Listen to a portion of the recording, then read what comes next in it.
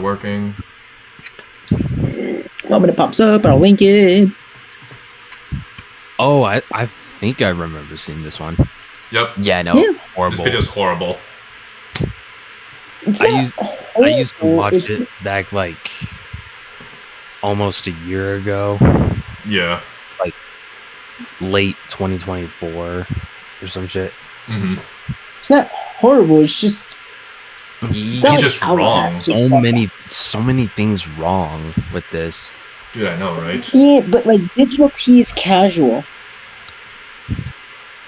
The only problem is that he actually doesn't prove anything on how Doomslayer can be out reversal except for the whole space-time statement, which can get to 5D at max. He just literally, I kid you not, at when they're doing the comparisons, he just says Doomslayer's out reversal durability and that's it. I kid you not. He literally just says it and doesn't even defend it.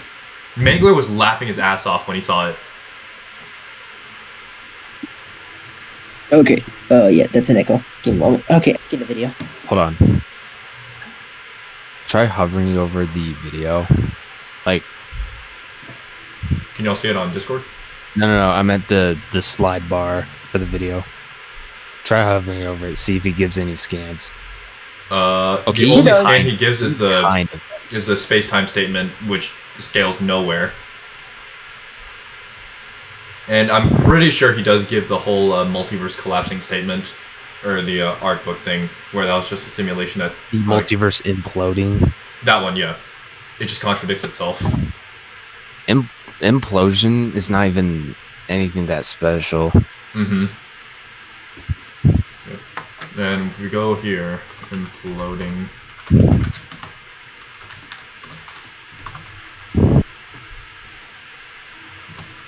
Yeah, it's not even referring to literally infinite universes being destroyed. It's just it like what would it mean in this context? Because I know damn well it doesn't have anything to do with like a bunch of multiverses imploding. Mm-hmm. So the scan in the context, it's the armies of hell, specifically the ones that still follow Davov, fighting with the Sentinels, right? The forces of Erdak, the people that just don't want the forces of hell getting control over reality. Mm-hmm. That's the context behind the scan of it being imploding. But yeah. Yeah, not to mention, I don't think you can argue like 5 or 6D just by one statement, can you? No, you can, unless that statement has every single requirement filled to the brim. You're not gonna get anything. I mean, like one statement of it saying, "Oh, transcending space and time." That's it. And there's no context. That scales absolutely nowhere. Yeah. Yeah. Let me audio. Mm-hmm. And then or media. Then here. I think I'll wait till maybe just a few more people join, since I don't think anyone's watching right now. This way. Yeah. Oh, my feet. Yeah. Wait, sure. Just gonna wait for a few more people.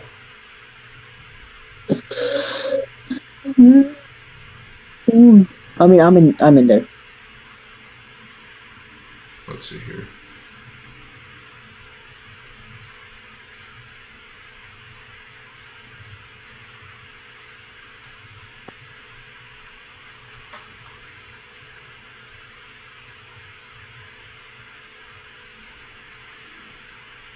God, hair does sit in real quick. I had to shave that.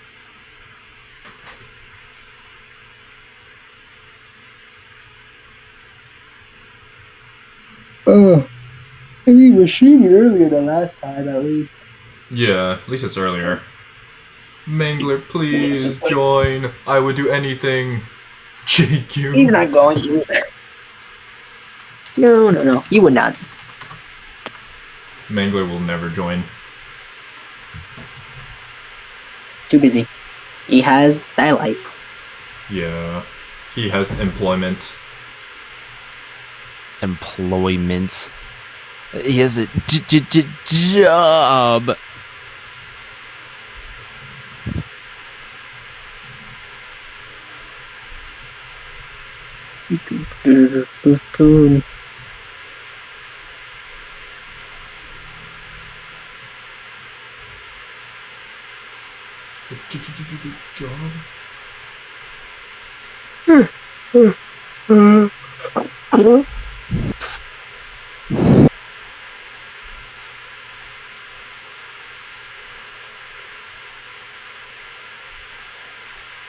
Fun.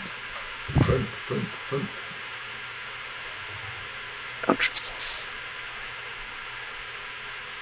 Okay, there you go. I have that pulled up, and I have this pulled up. That way I can see the chat if someone's typing.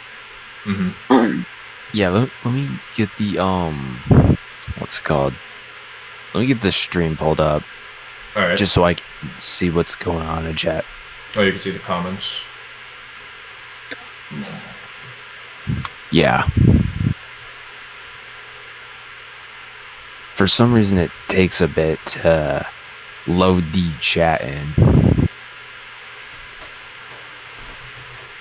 Where's everybody going? Bingo? Bingo.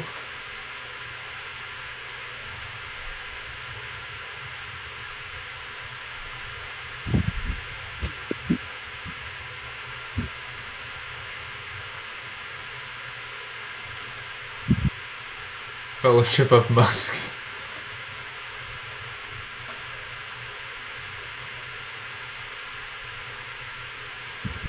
Should I make a post about it?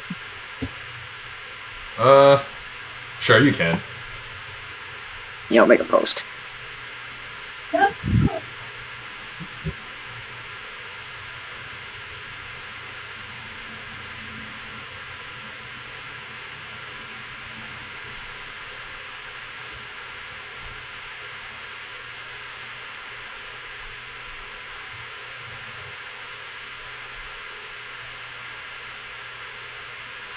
It's digital and then capital T. Yeah. Mm-hmm.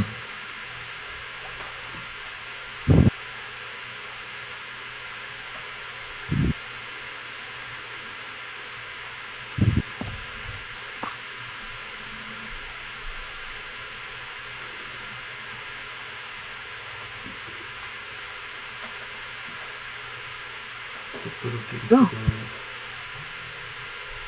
I don't know how to tag people, so I'm sorry. Oh, that's just type at. Yeah, but I'm stupid. How do we convert cents to dollars again? How do you convert dollars to cents? Oh, it's Zuki's fault. Oh, hi. Hello, Zuki. I fucking forgot to Hello, send it in Zuki. Arena. Or not in Arena, in Yes, greetings. social server. Oh, Not this yeah. server, not Kingdom. There you go. Yippee. Oh.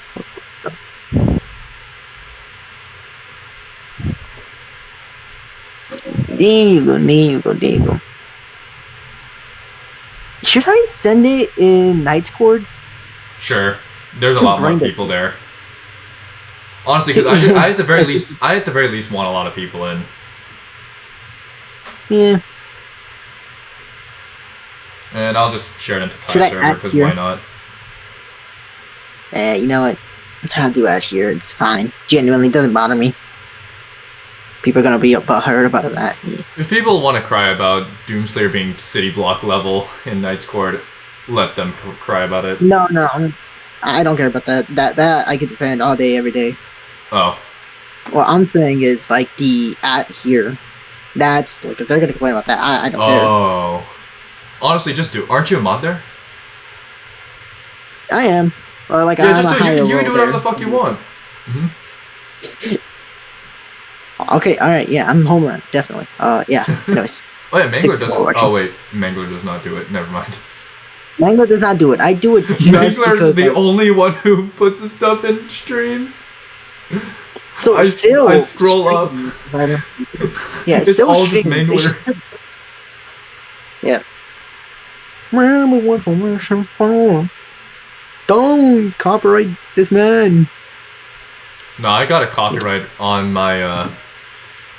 I think the reacting to Outer Hacks video because the cat video I watched, it had quote unquote copyrighted music. Oh. So I'm like, I damn. don't know. And it was only for like a few seconds. I kid you not, it was like 4 seconds. Yo, Ultra, Yeah. what's up? Hello, Ultra. Yeah, then let's not do that. Yeah. Pick up your got the follow, Ultra. It's anyways, I'm ready to start when you are.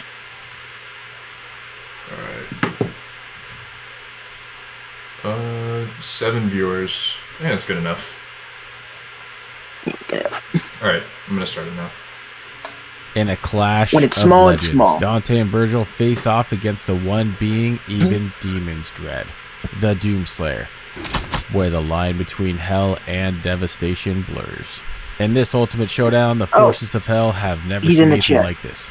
On one side, Dante and Vergil, Oh, the no. legendary devil-hunting brothers, Yeah. with We're gonna power go over installed that defy Gerald the versus very Leon fabric another of time, reality. when you're better. On the other, Yeah, the 'cause you want that. doomslayer. Yeah, when The you're better. unstoppable when- juggernaut of when you're ready. destruction whose mere presence sends ripples of fear through the darkest corners of the underworld. As these titans collide, expect a battle where every blow reshapes the battlefield, and where even the devil himself might wonder if he should have stayed in hiding. To do this fight the justice that it deserves, we are giving all of these characters everything that they have ever wielded, and putting them in a final destination type of environment. Yeah, of First, course, no. let's go Okay, over we're the not Sparta giving them- twins, Dante and Vergil. To be fair, we're not gonna, since this came out a year ago, if I remember correctly, right? A year ago. It was a year ago, yeah, I'm pretty sure. Yeah. So we're not gonna give them Dark Ages. We're not gonna bring out the actual like concerning parts of Dark Ages because it's actually concerning. I don't know if that's fair Mm-hmm. because Dark Ages does basically hamper. Wish you guys, yeah, hope Dante you're is not over consistent, Doomslayer? Oh, of course. yeah.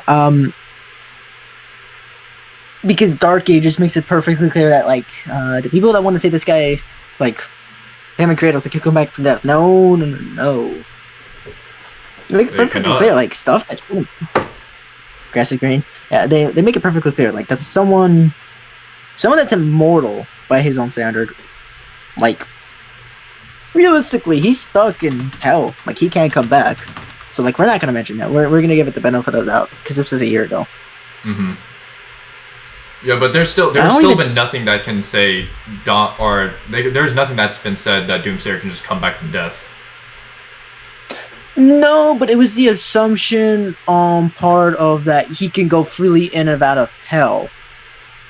But we learn in Eternal and all that like it's through interdimensional travel. Yeah. That's the only area that It's- is outside of space and time. Well, yes and no. So, but like we learn that it's through interdimensional travel. But like at the time, it was like it doesn't matter if you're dead or not, so long as you had the means for interdimensional travel, you could go in and out. Dark Ages makes it perfectly clear. Even if you do have those means, if you're dead, you're dead. You can't get out. Mm-hmm. So like that's what I mean. But like, so we're gonna give him the benefit. We're not gonna give him the benefit of that. We're gonna be very like we're not gonna argue with him with using About the whole death Dark stuff. Ages. Yeah, because like that's in Dark Ages Ages. wasn't even out Can't yet. fall for that. Mhm. Yeah, I don't even think it was like. I don't even think the trailer dropped yet. Yeah. Even if it did, there's no information we can get from that. So. Yeah. And Dark Ages came out like this year, I'm pretty sure, right? This summer. Summer. Okay, yeah. Yeah. Okay. This summer. Anyways. So. Both are demon Absolute- human Oh, hybrid. I just noticed this right now. It says the Spartan twins. Mm, Oh, I don't like that. Hybrids that are Sparta. descendants Sparta. of the most powerful resident from the underworld, Sparta. They are not part angel. That is from the DMC reboot. And drop it in the comments Mhm. if Which I is in should fact be on canon. that, Dante. Anyways, No, angels don't exist on in the the main multiverse. Devil May Cry. The top two dogs at the end Well, of I the fifth mean, game I are wouldn't really none say other than that angels don't exist. There are demons that do look like angels, like in DMC3. so not just that. So Well, angels do There's- exist. there's also evidence of angelic weapons, Mhm. especially with what we've seen in Peak of Combat, which, Yeah. mind you, is canon, as we have explained plenty of times in previous videos. So that should be evidence of angels existing even throughout the scope of the DMC multiverse. Mm-hmm. So, Spartan twins dating from God of War. So realistically, angels do exist. They're just so in the Bible, most religions they make a complete 180. They make it seem like angels are so different. There's almost nothing relevant between the two besides like they are within God's like creation, ergo everything God created within the Bible and all that. In DMC, all they really do is just make angels a classification of demons. So either you are a species or a race of angels, which are just specific set of demons, or you're categorized as an angel, specifically fallen angels. So this is in the DMC5 guidebook, I want to say, like we get for like the cavern and all that, like all the Japanese statements. Yeah, it's for like the art book. They deem people like Sparta and people who rebel against the demon lord, against God, quote unquote, to be fallen angels or angelic or angels, right? Because they're rebelling, right? So the way angels is being thrown around, it's either used as a classification or as like a literal species. So yeah, angels do exist. It's just that they're demonic in nature. Yeah. Anyways. Vergil and Dante. These two are equipped with weapons from their father's power before he disappeared. This includes the Yamato and Devil Sword Dante, which is a combination of the Sword of Sparta and the Rebellion. Okay, yeah, it's not a combination of the two. The fusion, but I guess that's what he means. Well, it's more so like, because like Dante, when he stabbed himself with Rebellion, wasn't he just kind of, He was absorbing the Sparta. He was absorbing the Sparta. Even Griffin says it. He's absorbing Rebellion. He's absorbing the Sparta. So it's a fusion. The amulets. They were each given a section of the amulet. So that also holds a portion of his power. Force Edge as well was lost. So and then Dante receives Force Edge as well again. Between DMC3 and DMC1. And then DMC2 and DMC1, he's the big Sparta, and then he gets DSS and DMC5. So don't forget, you forgot the amulets. I don't fault them. Not a lot of people remember that the amulets themselves hold demonic energy. I think when people do remember this, they think about the Netflix series, which states that like it has its own. They're trying to quantify what it does through science. Right? So I think that's what people do remember. It's with the Netflix specifically. But yeah, in DMC, the amulets do hold power. Yeah. That's why they're special. The Yamato is capable of cutting through space-time itself and has been regularly used to open and close gateways between the world of the living and the underworld. This sword is an awesome power. Wait, what did you say? No. He said that's true, but no. Oh. He said that's true. But no. It's not saying they cut through space-time. It's saying they cut through anything and everything. And then they mention like space and time, or space-time. Yeah. They mention both. So, the specific ability, as far back as I think DMC1, when we get the Sparta outfit. Yeah, it's just safe to cut through everything, or anything. Well, so when I mean it's true, I'm just saying like that's just its most common thing it does. Because DMC is no stranger to spatial things like cutting through space, warping space, etc. Practically every single boss fight has a boss that in lore can warp space and time, or at least space. Even fodder demons, far as I'm aware, can warp space. As what magic does that. Yeah, I think it's like a running gag. There's always going to be bare minimum 3 statements of warping space in some way in all the games. Well, POC has 6 of them, if I remember correctly. Demonic energy, which is already magical in nature, that warp space. And time. It transcends. Just does. The demon world passively warps space. Demonic objects passively warp space and time. Ragtime warps space. It's just demonic material funneled through power, or funneled into into a conduit. If I recall correctly, Nero's Devil Trigger, it can like create a Mirage Yamato that has similar properties to the original. It's just literally his memory and then his soul, and then he's just projected outside. It just creates its own Yamato light. No, Mirage. Oh, Mirage? Oh, well, Doppelganger has to create his own Yamato with the exact same abilities. So it's not something that... So Yamato's thing is not exclusive to Yamato. Any high-level demon can replicate that. They can duplicate it. They can make a Doppelganger duplicate that ability. Is the only thing that makes Yamato special for Vergil is just Vergil's power? The only thing that makes Yamato special is just that it's a Sword of Sparta. So it has more demonic energy than it should. I guess that's fair. Okay. Then for Devil Sword Dante, this sword alone allowed Dante to go from taking his biggest defeat with a being known as Urizen and defeating a Qliphoth empowered version of the same demon. The Qliphoth is what propelled Mundus to be the king of the underworld when he originally reigned over this realm. Then Vergil is equipped with Beowulf, who is described to have immeasurable power, along with the Mirage Edge, which is Vergil's soul manifested into the shape of the Force Edge weapon. Dante has an armory of weapons outside of Devil Sword Dante as well. These include Cerberus, which is a weapon that transforms into nunchuck staff and more. Cerberus. He has the ability for ice, lightning, and fire. There is also Ifrit, which Absolute was acquired before ice. DMC5 and utilizes the Hellfire. This fire is so hot that it melted Nero's blue rose King bullets Cerberus before they could far ever be... different from Cerberus.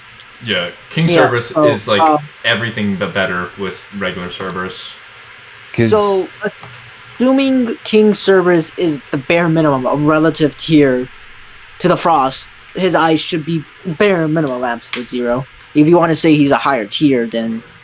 Or, yeah, if you want to say King Cerberus is a higher tier because he's meant to guard the literal fruit of creation, should therefore have a higher tier, ergo his ice should be above absolute zero. Much above, yeah. Because, like, I could honestly argue King Cerberus being above Mundus and Void Mundus. I don't know. I don't maybe. It doesn't really matter to me. Yeah, I mean, it's just like saying that's an insane gap between both of them, between Cerberus and King Cerberus. Well, yeah. You would assume that, but I don't rate King Cerberus should have absolute zero. Frost, I don't know why you just mentioned Frost. It should be absolute zero. The fire should be relative to Hellthread. Hellthread's fire can melt absolute zero ice, so it has to be that hot. In fact, it says that the frost is like ice is actually colder than absolute zero. So this just means low balling because we don't have a particular term for that. Hellthread has to be hotter than that, so ergo that, and then. Wait, do you mean Balrog or Ifrit? Ifrit, because Ifrit is a fire demon, and Ifrit is what you use to melt the ice, if I remember correctly, or it's like a higher level of fire. So I think they mentioned Ifrit, or they mentioned like just hell, like the hell circle. Yeah. Regardless or not, Balrogs and Burials should be of a similar sense. They should be close to that. I don't know if they should be above, but they should be close. Like relative, at the very least. Yeah, and then King Cerberus should also be there. So like around absolute zero, around that hot. Electricity should be demonic, so I don't know what other properties besides Navan. like. It should be above Navan, probably. Yeah, so there's those three things you can compare. Yeah. You said Professor Virtual Goodbye. Can you virtual? Yeah, we can go over that another time. In fact, most fun facts aren't really fun facts, or aren't really that fun. Burial in Devil May Cry 4, and Ifrit is more powerful than Burial. We also Wait, he did not just say Ifrit is more powerful than Burial. I don't know where you got that from. Where did Yeah, there's a lot This of fire wait, is so did he say hot that that? it melted Nero's It melted Blue Rose Nero's- bullets before they could ever reach Burial in Devil May Cry 4. And Ifrit is more powerful than Burial. Okay, We well, also have he different just pulled that styles. out of his ass. Dante is able to slow down time with Quicksilver, has great agility, and overall movement Can you go with back to Burial, Trickster. Oh, yeah. So about melting Nero's bullets. Those bullets before they could ever reach Burial in Devil May Cry 4. And Ifrit is more powerful than Burial. Dante doesn't have Ifrit. He doesn't have Ifrit In in DMC4. Yeah, no. That was in DMC1. What? Most likely sold it. He probably gave it to He Enzo did because he was sell- poor. He did sell it. I don't remember Ifrit being in DMC4. I read the DMC4. I read Deli Fortuna. Mhm. He doesn't have it because he's supposed to get Gilgamesh. Yeah. I don't... So it wouldn't make sense for him to have Ifrit if both the game development and the book was supposed to give him Gilgamesh. Because I That think doesn't make sense. I think there was something about him with Nero's bullets melting before they could even hit Burial. Was that just talking about Burial's fire itself?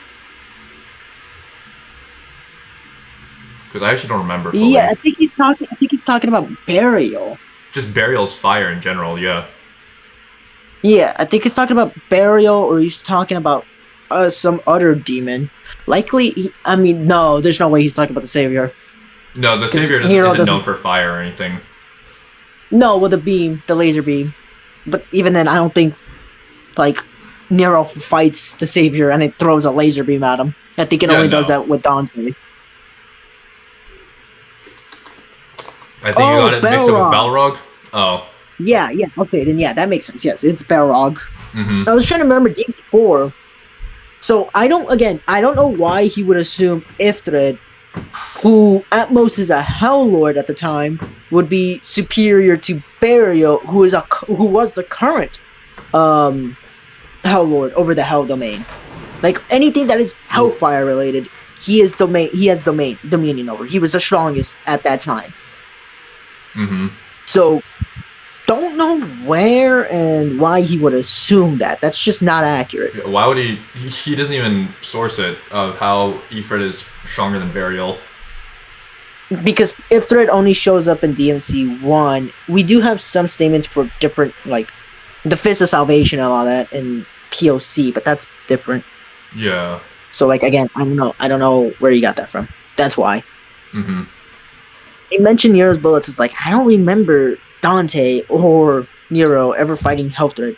Mm-hmm. I mean, Helthred, Actually, Ifrit. fuck it. I'm going to it. Shit, what was it called? Fuck, I had the site in my head. Oh wait, no, I have it on the other What, tab. the wiki? Divinity statue. I just want to see it Oh, you're because gonna- I'm gonna type What, bullets you're and see gonna if there's control anything F? that shows up. You're just gonna control F. I mean, if you have it downloaded, you could just go to your store. Actually, no. I don't have it Now they like your downloaded. story. I won't. Yeah, I won't be able to see. Deadly Fortuna. Where's the English? Wait, no. PDF. I have it. If I You have it open with it, you right it's now? gonna crash everything. Oh shit. Well, I have the book, but if I open it, it's gonna crash everything, and I don't wanna deal with that. Just doing the PNG to download faster.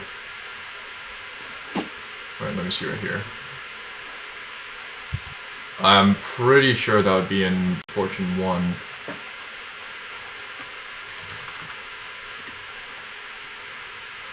I don't give a What? shit. Okay, got it. Would it be? I don't know. We'll Okay, take it wait, too wait. long on that. Modified gun, bullets. Okay. Oh wait. Statue shot to hit harder, almost. Retrieving bullets. Magazine. Bullets. Being held. Bullets. Okay, bullets. I'm gonna find a lot of stuff about ladies' bullets, but maybe like a statement or two for Dante's. But I don't think anything Oh, here, for. right here. Burial's massive sword slashed the ground towards me, and I jumped back to avoid it, all the while shooting at him with blue rose. For an enemy of this size, my bullet were as good as trying to stab him with pin needles. Not just that, the fire around them worked almost as a protective shield, and the heat was such that most of the bullets melted outright, rendering them useless. Yeah, so it was Burial's fire, not Balrog or Ifrit. Oh no, I remember where I got Balrog. Balrog was from Dante, and from what I remember, his hellfire should be higher than Burial's. Yeah, Balrog is only in Before the Nightmare. Yeah, he's in DMC. Well, no, so technically that's DMC4 era, but yes, Before the Nightmare. Yeah, I mean it would count as DMC4 era, but you don't meet Burial at that time. It's closer to who that. Balrog is he is a Helllord demon or Hellfire demon. He is a demon that challenges Dante. He loses the fight and he decides to become a devil arm for Dante. Yeah. Yeah. He is the demon that fought Dante in the novels. Yeah. Yeah, and then we see him as a devil arm in DMC5. Anyways, let's unpause now. That was a nice tangent. We also have different styles. Dante is able to slow down time with Quicksilver, has great agility, and overall movement with Trickster. His overall skills with his swords and guns with Swordmaster and Gunslinger as well. Then to add, he has Doppelganger that he acquired from Devil May Cry 3. This is normally where I would insert the Royal Guard, but Dante has only ever canonically used that against Agnes, and we don't know the limits of it. Didn't he use it a few other times? Because he's saying the only time he used it was against Agnes. That's a lie. That's not true. So he's talking about Agnes, and he would know about Dreadnought because he's played DMC4. He knows the novel. He would know that he used Dreadnought against the Savior. So that's 2 times in the same novel. Limits? No, we do. We have statements for the limits. And it's just the gameplay statement. So we wouldn't assume it's any different. That it would just be a complete Hitchens razor. Because he would not be able to provide enough information for that. We know he uses it in DMC3 somewhere. I gotta remember that scene. It's because this shows up for like a few frames, but that's about it. Scene, or looking for that scene. My ADHD cannot flare up to remember any specific frame. The guy who peeked through the face cam. Oh, that was my roommate. Oh, yeah. Vergil has some unique abilities as well, with his ability to split apart his demonic and human sides to some. He is a doppelganger. And he didn't talk about what doppelganger is. He didn't talk about doppelganger. He just says he acquires it in DMC3. So, doppelganger is not a doppelganger. It's not like a cloning technique. Doppelganger is a straight duplication technique. It's shadow manipulation with duplication and power absorption or power mimicry, because it's basically just Death Void becoming one with Dante, and then Dante being able to pull out a little shadow. It's in the kanji. If you just played it in Japanese. You surprised Mangler with that. Mangler's like, we don't do that here. We don't call him by Death Void, and he just told me to cut it off. So I had to stop calling him Death Void in front of Mangler. He told me to stop it, so I have to start calling him Doppelganger. I freaked out originally. But yeah, so it's just Death Void becoming one with Dante, and then him pulling out a shadow that has 1-to-1 of all of his abilities, including, you would just assume, every single style, and then him being in DT on top of that. So it's basically just a devil arm, but it's for an ability. Yeah. So that's the rundown. So it's basically like, instead of dealing, if we were to use it in TMT5, it would be like dealing with 2 it would basically just be Vergil's doppelganger, literally just that. Except for Vergil, it's just him projecting the soul. But same thing. So dealing with 2 SDT Dantes. Yeah. That's probably why we don't see it, because it would just literally just be Vergil, and it'd be like, why do you want to use Vergil when you can just have 2 SDT Dantes? There's 2 SDT Dantes. Moveset is wild. You just have one of them pull up the Lucia, the black hole, and then the other one, or the Lucifer, or the black hole. Yeah, and then the other one just, or like him, he pulls out the ultimate, and then you're just doing combos. You pull out the Lucia or the Lucifer, and then you pull out the ultimate. Just big damage. So that's probably why, gameplays wise, we don't see it. So yeah, that's the explanation.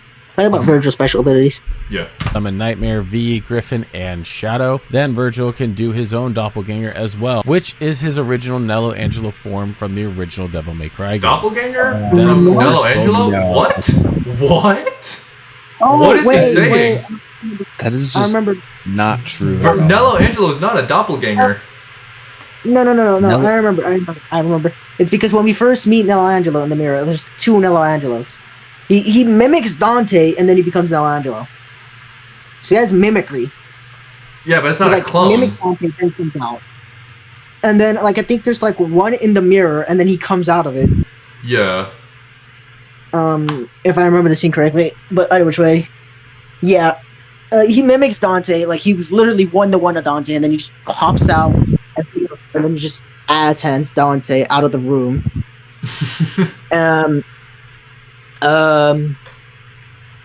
And then DMC5 is completely different. DMC5 is just his soul being projected, so I don't think that would count. Mm-hmm. Isn't Neil Angelo like Vergil, but Mundus's minions? So Neil Angelo is Vergil. It's just he's being controlled by Mundus, and I guess he was a minion. So he is Vergil in the sense that it would technically be Vergil, but he isn't Vergil in the sense that he's a completely different demon. Yeah, because he has a He's different name. because he's in the sense that Yeah, he has he has a completely Virgil's different amulet. concept. He has Now, Virgil's amulet and body. no other demon can ever achieve Virgil's amulet without ever having to steal it from him or even interacting with him. Mm-hmm. Yeah, what's happening is that it's Vergil in the sense that we know it's Vergil. But it's not Vergil in the sense that he has a completely different concept of existence. Yeah. His concept is completely different. His concept is Neil Angelo. He becomes Vergil when they rename him Vergil. Dante and Mundus at the end of the boss fight in DMC3. Or the end of his third boss fight, DMC1. Oh, his third boss fight. Yeah. Hey Google Max, what? All right. Spartan twins can amplify their power with their Devil Trigger forms and Sin Devil Trigger forms. Then we have the Doomslayer, who slaughtered demons for more than a millennia. The Slayer is equipped with about as many weapons as Dante, but the main ones are the BFG and the Crucible. Then the Slayer has his All Praetor which are suit fodder. and his unbelievable strength. When the Slayer was found, the Praetor suit had gone through significant testing and was noted to be indestructible.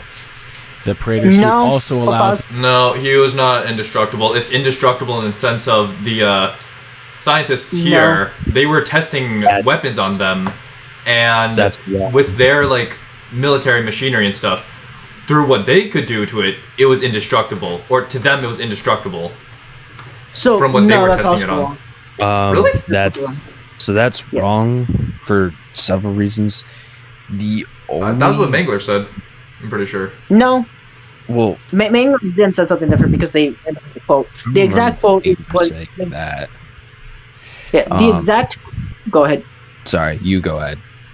No, I was just gonna say the exact quote was that it was nigh indestructible for what they tested. They didn't have Argent energy at the time, so it was just nigh indestructible for what they got for it. So it's just unscathed by their attacks. That's what I was saying. Modern yes, but it's not indestructible. It's nigh. I said indestructible. Well, indestructible to them. They didn't say it was indestructible to them. They said it was nigh indestructible. Or nigh indestructible. Yeah. There you go. Yes, that's it. That's a proper. Okay. Yeah. I am sorry. I'm sorry, Mr. Sponsor. I was so wrong because I missed one word. Actually, no. That does make a difference. Never mind. It does make a difference. I do like to mention one thing. Yeah. Go ahead, Plastic. The only way, the closest statement you can ever get it to being indestructible, which even then it can still technically be destroyed by other means, but within the older Doom games, through I believe it was 2016, one of the ancient tablets was describing how tough Doom's armor is. It's impenetrable and unyielding. Now, the thing is, it's stated to be impenetrable, but in the sense that in the sense that it could never be pierced by every weapon that the armor has come in contact with. I know that was a pretty bad explanation, but that's as far as I remember. Mm-hmm. Yeah, but like when Dark Ages came out, that was just retconned. Straight up. Because they know that in Dark Ages, he faces up against one of the Demon Princes, and the Demon Prince just straight up him. He cleaved right through that armor. And he just stabbed him. He stabbed him right through the armor. He goes clean through him, and Doomslayer is on death's door. He's dying, basically. He's literally bleeding out, dying. What got him to get back up to fight, or to basically overpower the Demon Prince, was that he killed his dragon. They kill his bunny, and then they kill his dragon. Wow. Yeah, that y'all do not learn your lesson. Literally, he had him dead to rights. He won that fight. Mm-hmm. It was just his unending rage. They gave him some adrenaline. The Demon Prince 3 taps the dragon. Straight up. He just one-shots the head off of it. Or he one-shot kills it once it's grounded. He killed the wings, or he destroyed the wings and then just shot his head off. Yeah, or stabbed, speared it, or whatever. Oh, whatever. He killed the dragon, and he had Doomslayer on, like, he had him dead to rights. So it's like, yeah, pretty good. So that's why I'm saying, like, a lot of the Dark Ages stuff just doesn't help Doom scaling in general. They thought it would amp him more. It did not. It did not. We got too many anti-feats. Yeah. That are strangely consistent. Mm-hmm. The Slayer to absorb Argent energy. This energy was gathered by the UAC to be an energy alternative for mankind, and when the Slayer finds Argent energy, he is able to absorb this to further empower him. So let's go over some notes and feats here. So Dante has defeated Nightmare, who was created by Mundus with the power to... if you're gonna mention Argent energy, I want to see you quantify it. Yeah, at least talk about how strong it is. He just has Argent energy, and that's it. I want to see how strong it is, and I want to realistically hear how weak it is. Because the Argent energy is about as fodder as can be. It's worse than Argent. Worse than 115. You know it's worse than 115 when 115's like with a small amount gets you past wall level. Mm-hmm. With enough force they managed to put with enough Argent energy they managed to put into a handgun in Doom. It literally just got to the wall level. It's like 16 joules or something of Argent energy or something like that. Yeah, it's 16 joules of force with the Argent energy, which is like wall level. Oh, okay, yeah, that's bad. It quite literally says it. Yeah. So it's like I better sure about that. It's universal wall level. Yeah. It was wall level, yeah. No, it was wall level. 16 joules of Argent energy. It wasn't 16 joules. Pretty sure that's like... How much joules was it? I can't remember the exact number. It was a low number. It was a low number. It was wall level. It was literally coming out at wall level. Okay, I guess we'll give it that. But it was more than 115 would need. No. Oh yeah, it was more than what 115 would need. Yeah. But you know, with it goes to 115, you got zombies breaking through walls, so like yeah. Mm-hmm. Like, makes sense. Yeah. To destroy the infinite I just wanted to say underworld. that. And for folks that get tired of hearing that, Nightmare is not even a main villain in Devil May Cry. Because Dante would go on to defeat Mundus, who created his own universe in their fight within the first game. Then Dante would go on and fight an alternate universe variant. One small thing is he doesn't quantify about the universe Mundus created. The exact statement for that universe is stated that it is beyond human comprehension and it's infinitely expanding. Why didn't you not talk about Nightmare's laser? Because it has to cross the crosses the entire underworld. And it's space-time continuums.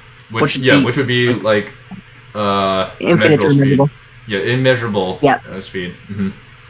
An infinite amount of distance in a finite amount of time. Yeah, for bare minimum. Mm-hmm. So yeah, don't get that. Yeah.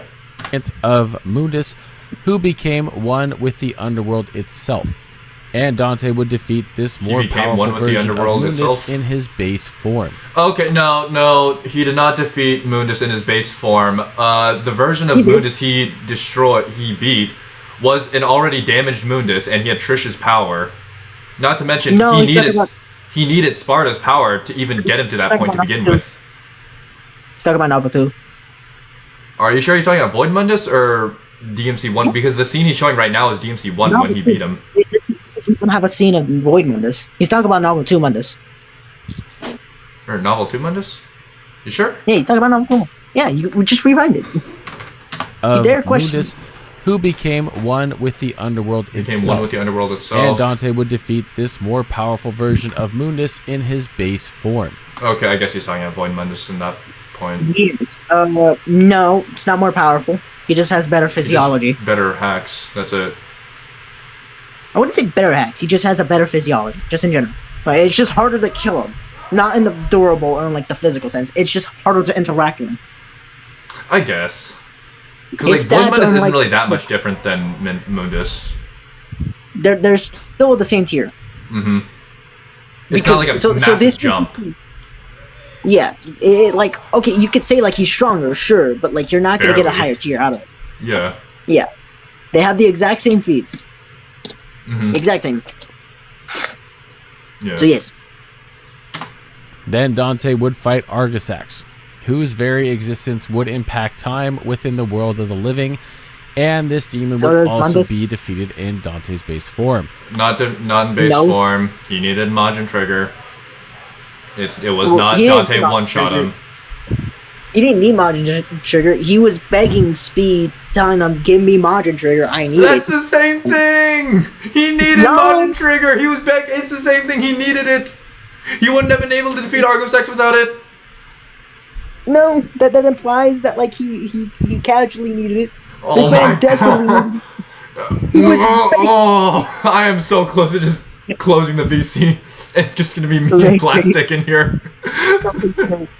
When we go on BO3, you're dead. I genuinely hope everything you get in the box is a sniper or a teddy bear. Genuinely. I will, you don't know. Lord, please give sponsored only snipers and teddy bears in the box. Amen. You're only getting teddies. I genuinely hope you. Honestly, no. If you get a teddy, we're all screwed. Because I'm not stopping until I get a gun. Plastic, we need to get to the box before sponsored us. Yeah. Anyways, yeah. Whoa! If you contradict me one more time, I will pull up your address and put it on this chat. If only you could. He gets one hit by. He gets one hit by the spirit embodied, and he immediately just says, "Ouch, ouchie, ouchie." Majin DT. Majin DT only comes out when he's in desperate need, like he's near death. He pulls that out and then gives Argosax some of his strongest attacks, and all it does is break his wings. And then he's still on Death's Door. He still manages to completely deflect and disarm Dante, leaving him without a sword. Mind you, he's the only character in the entirety of the DMC lore to do this. Broke it. Yours broke it. Again, I'm just talking about like a close battle, because this was close. I guess he was able to knock Dante out before he could even activate Majin. Yeah, that's not close. That's just overkill. Anyways, yes. So no, he did not do that. Then I don't know why he's mentioning. Mentioning what? I don't know why he's mentioning Argosax's like mere time or mere presence, merging time, or like messing with time. We have that statement for the Mirror World, or not even for Mirror World. For Malay Island, just random amount of demonic energy, less than even demons themselves, realistically. That's basically the same thing as saying Argosax had a lot of demonic energy. That's basically essentially what he's saying. So with less demonic energy than the Demon King, you can warp all of time and not even be technically near or in the human world space-time continuum. You don't need Demon King level powers to do that, and Mundus still does that. So like, It makes you wonder why Demon Kings are special. layers.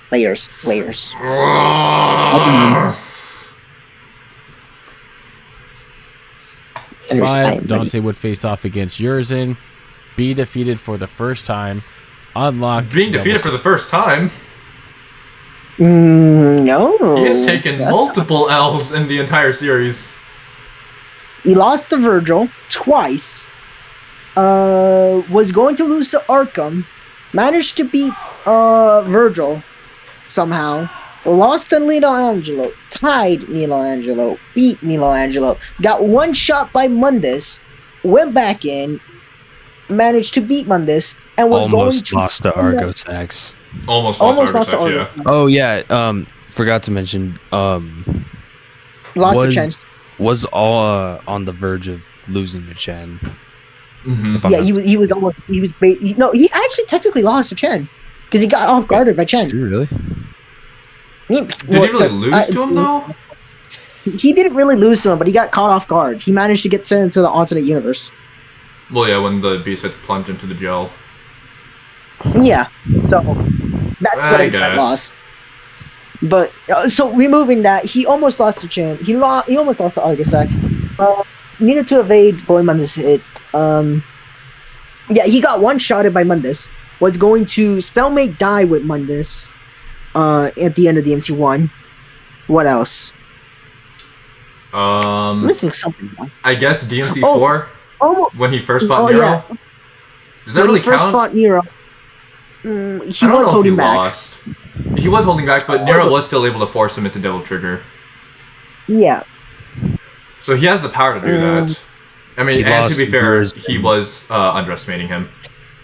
Technically, he lost to Urizen 3 times at the beginning. Yeah, because he was like round 2. He got knocked out in base, popped his Devil Trigger, knocked out again. He was... Trish decided to throw the Sword of Sparta to him. Mm-hmm. They start clashing for like 10 seconds, lost again. What? And that's when he got knocked into like a 6-month coma. 6-month coma, yeah. Was this 6 months?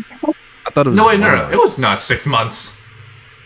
No, I don't know. I'm thinking of how many more months until my birthday. Sorry. You actual buffoon. Sorry, my bad. How the hell do you confuse your birthday with the time Dante spent in a coma? Because my birthday's in May. What does May have to do with anything in this? Devil May Cry. When around one time do the events of the MC5 take place? What months? What? What months does DMC5 take place in? I don't June. Remember. Wait, what's right before June? Does it take place in June? I'm pretty sure it takes place before June, but so May. That's not really relevant. Yeah, it's not relevant. Let's. Right before June is May. It takes place during June. The prologue. That's cool. Let's go ahead and. The rage bait is real. I guess. For Dante, I hope you and get then defeat Urizen, who was in a more powerful state, in his new and more powerful base form. Then Vergil, when he returns, would new and more powerful base form. No, he said he managed to. Wait, can you find that just to make sense? Dante, and then defeat Urizen, who was in a more powerful state, in his new and more powerful base form. No, so he's implying that he only used base form. We have active proof he needed SPT. He used it every chance he got. He used it so many times.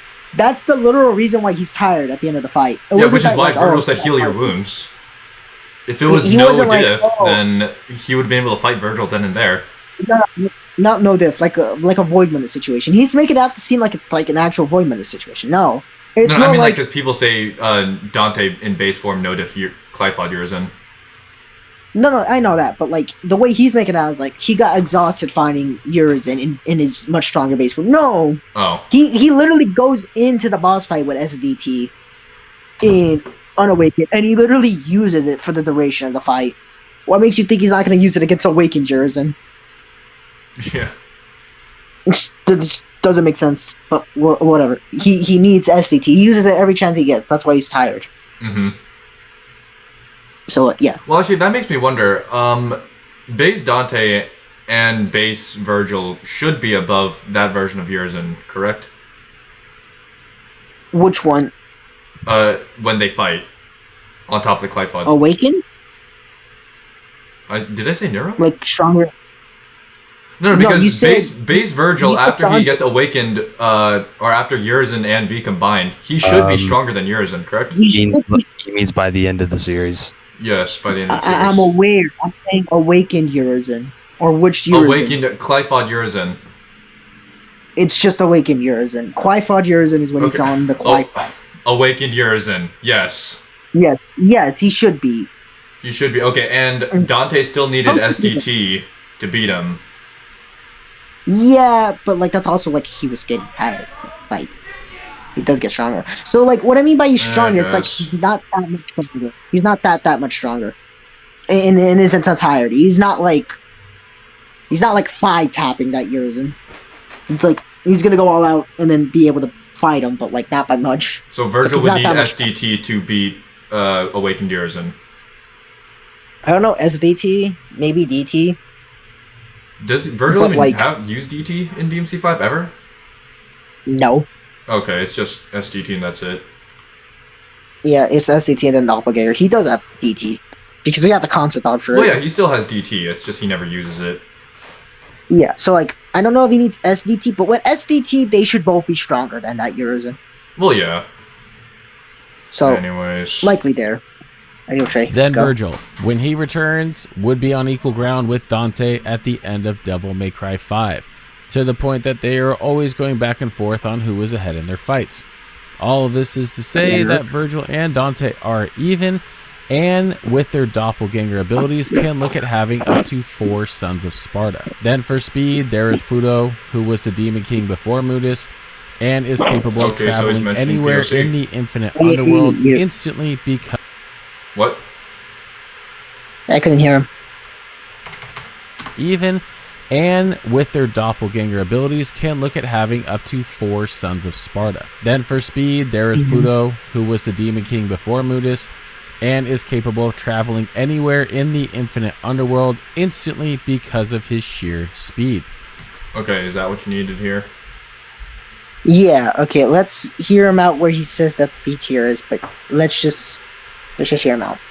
Which is to say, since Dante fights and defeats Pluto, that Dante's speed would be relative to Pluto's speed, and with Vergil being relative to Dante, and this arguably being one of the weakest versions of Dante at the time, both of the Sparta twins are at the immeasurable speed cap. Okay. So, why are we not mentioning the Furies? Because you don't need Pluto. You got the Furies. You literally don't need Pluto, yeah. Pluto has become irrelevant. It's just the Furies. Nightmare. Nightmare, the Furies. Yeah, no, technically, so the river Styx. So anybody. So no, actually no, it's every demon that could cross the river Styx. So literally every demon that could cross the river Styx, which is like any mid-tier demon up. So any mid-tier demon up should have immeasurable speed. Well, even a Fury is a low-tier demon. I wouldn't say they're low tier. They should be going into mid-tier. Like low to mid-tier. They're like the top of the food chain in terms of being a lesser demon. Okay, I guess top of the low tiers.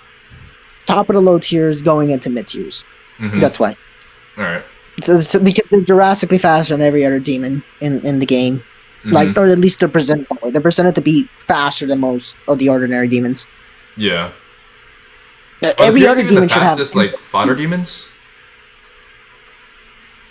Just Furies, I believe. Besides them, I mean, so technically you can argue, actually, every other demon has to cross the gap between the human world and the demon world when the barrier's gone. Mm-hmm.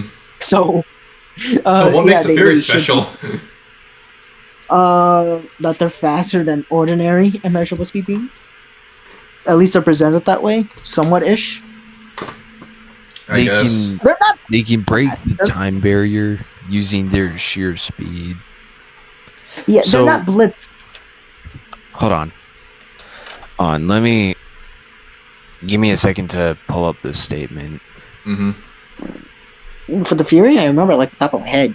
I know what the statement is. I just need to like read it out loud. These little suckers don't. It's like a jumping space-time. That's what Nico said. They make jumps in space time. These little suckers don't even use their own demonic energy anymore. Wait, hold on. So, which implies that, like, with just enough demonic energy, you'll just ordinarily be able to do that. You'll be able to amp yourself. These guys are just fast enough to do it without needing an amp from demonic energy. Yeah, without demonic energy, they're just able to do it. So it's still raw speed, though. um, It's their base speed. Now, as the description follows, so take this big lizard. It wants to hunt, right? It wants to go faster. Wants to kill faster, day in, day out. All it can think of is speed. A few generations of that twisted killer instinct, and you get a freak so fast, it ain't even moving under its own power no more. This sucker uses raw demonic power to do little space-time jumps. It will warp right next to you, biting your face clean off.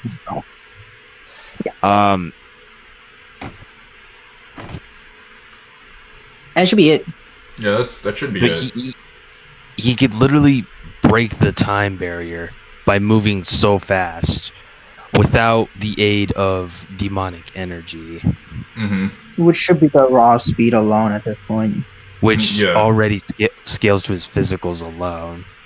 And even then, demonic energy alone scales to your physicals, as it is a UES that has been shown to upscale a person's physical.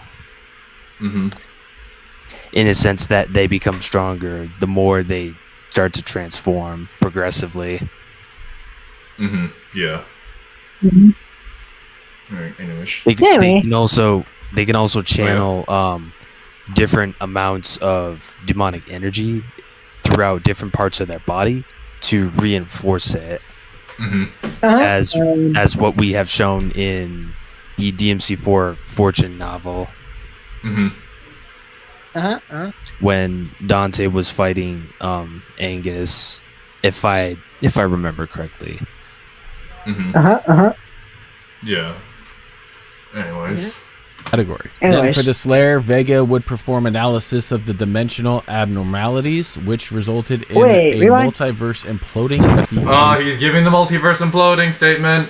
He's giving the multiverse That's right. imploding statement. I want to hear if he's gonna relate this to his speed. Because if he doesn't relate it to his speed, it's not gonna matter. the weakest versions of Dante. At the time, both of the Sparta twins are at the immeasurable speed category. Then for the Slayer, He has them both at a measurable speed. Yeah, it's Dante Vergil on measurable speed. Yeah. He's saying then for the Slayer. Okay, so he's not referencing this as speed, but let's just hear him out. He's gonna use the multiverse imploding thing. Vega would perform analysis of the dimensional abnormalities, which resulted in a multiverse imploding inward on itself. This was specifically because of the fights the Doomslayer was having with demonkind. Then we know that the Okay, so he talks about that. For reference, that's a simulation. That's one that every single Doomslayer fanboy who scales the verse uses. Where he's fighting the Marauder. You'll realize that statement quite literally contradicts itself. Give me a moment. Yep. Yeah, I'm gonna find that scan. That way we can actually read it. Let me see it. Hold on. I can find it. I can find it. There we go. Found it. You want me to read No, it? you just look it up. I have it, but yeah, go ahead. Yeah, no. Go ahead. I want you to feel special. No, you just go. All right. Within the hub of the Doomslayer's chamber, Vega monitors quantum aberrations with great interest. As the forces of Hell and Urdak collide with the mortal realm, the tenuous order of reality begins to fragment, signaling the dawn of a new age of chaos. A dedicated portion of Vega's simulation Matrix observes, records, and analyzes these dimensional abnormalities as Vega attempts to comprehend their meaning. Processing a veritable kaleidoscope of hyperfluctual phenomena, Vega observes what may very well be the result of a multiverse imploding inward upon itself, where countless battles are fought between the Doomslayer and Demonkind. To further explore this anomaly, Vega designs an onboard omni-contextual interface, an interdimensional man-machine gateway that would allow the Slayer to engage in these skirmishes directly. As the Slayer enters the gateway, his surroundings take the form of an arena. In tandem with the arrival of adversaries ready for battle, seemingly extracted from his own experimental data, the opponents the Slayer faces are similar but now transformed by unseen force. Okay. Yeah, and so put this in perspective for you people. If you want to say this is like, oh, the cosmology is being destroyed because Doomslayer's just fighting in it. You read the scan again, they clarify that what they mean by it is just Doomslayer just fighting the battles, as he's just being sent towards the battles. This is not for the multiverse literally imploding. Now, that's never been the context of the scan. Because if that was to be the context of the scan, Vega would not in any way, shape, or form be sending Doomslayer out there. They're trying to stop the reality from being destroyed and being. He's just talking about the demons being killed. Like just the battles. He's just so this doesn't happen. This is just a simulation. So this is all just a possibility. On top of that, why would Vega want the multiverse to be destroyed? It makes no sense for that. They don't. Like, that's the one thing they don't want. If their multiverse is destroyed, all of their reality is destroyed. So everything goes bye-bye. Mm-hmm. No one wants that. Not even the Doomslayer wants that. Not even Davoth himself wants that. And Davoth's like, Davoth himself is like, I will undo creation as I have done it with my hand, right? We'll get into that later. But he would undo creation with his hand. He's not even talking about just ridding the world of the cosmological structures. No, he's talking about ridding people who would oppose him. Mm-hmm. Because the fastest way to do that would just be undo creation, not by destroying it, but just by undoing everything in creation. He's not going to just senselessly destroy everything, because that would just ruin everything in his plan. If he destroys the void, it ruins its entire plan to start with. So it's just dumb. It's just pure stupidity. So no, that's not being accurate to what he's trying to say. So Digital T, not to clown on you.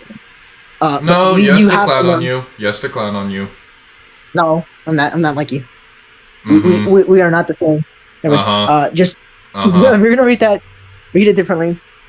You make it sound like this is Dino or someone. Okay, fine. That's not the concept. Fine. The scan states the possibility, ergo, it doesn't even happen because we don't see that in the game. Because we don't see that in the game, that means that possibility does not happen.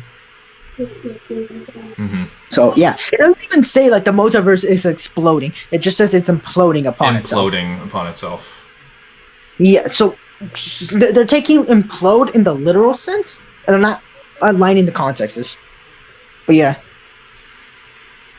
Is anybody talking in the... Let me check. There.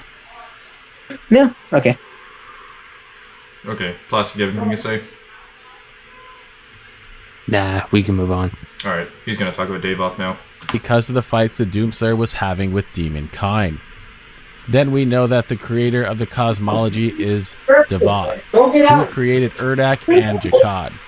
Then after the rebellion against Davoth, Jakad would later become Hell, where Hell is not limited by space, time, or dimensions. Then when the Slayer and Dark Lord begin their fight, it is noted that their fight will determine all of existence, and the Slayer defeats Davoth by himself. Source, please? With everything that we just went over on the sheer size and complexity. Okay, he's done with that. Literally the definition of trust me, bro. He doesn't provide any statements or scans whatsoever. Okay. So I do. Oh. Now go.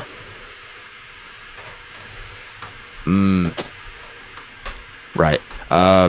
So, as for the statement of Hell not being limited by time and space, while that statement alone does have some potential, it is something to note that it wouldn't destroy the fact that context always matters. Mm-hmm. I'll explain.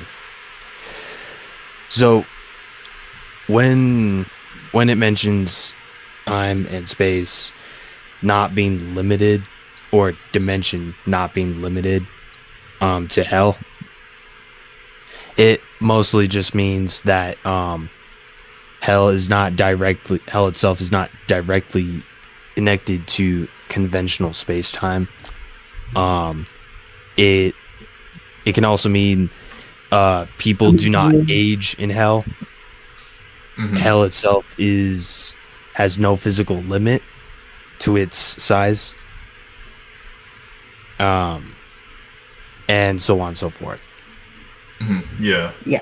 Now, So while the statement alone does not entail being beyond, like, you could be unbound by something and you wouldn't really be beyond it in any way. That's kind of like saying we're no longer bound, we're in space and we're no longer bounded by gravity.